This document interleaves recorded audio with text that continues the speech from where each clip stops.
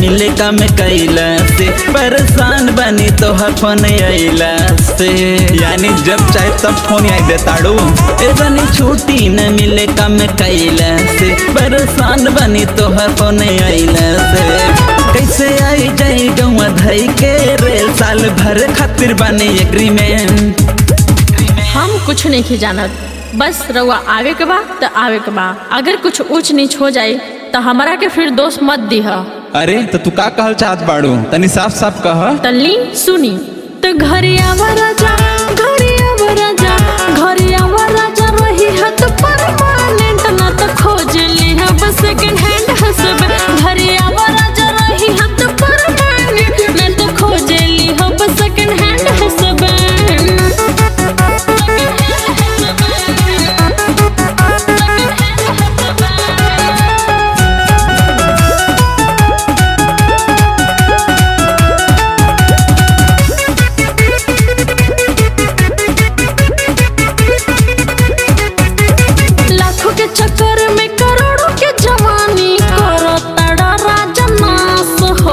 कुछ महीनवा के बाद उन बाटे रानी कर बर्दाश्त हो।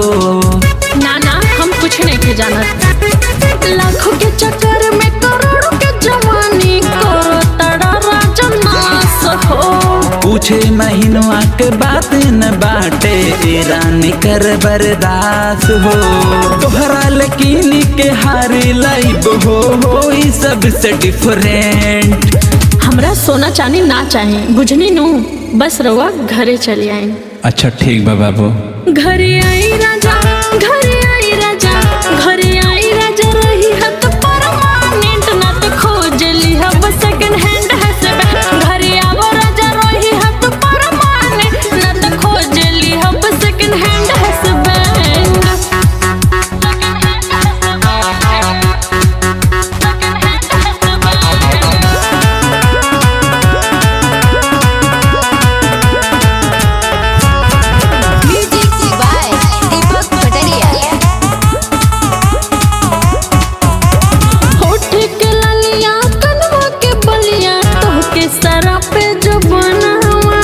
तनी बर्दाश्त कर ए हो करे जा मानी ल हमरो कहानवा। ना जी हम कुछ नहीं सुनल चाहत। काहे? होठ के लालिया कनवा के बलिया तोहके सरा पे जो बनावा। तनी बर्दाश्त कर ए हो करे जा मानी ल हमरो कहानवा।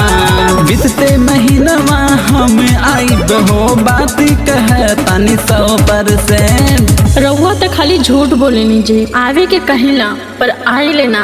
यहाँ बार जरूर रही। घरे आई राजा, घरे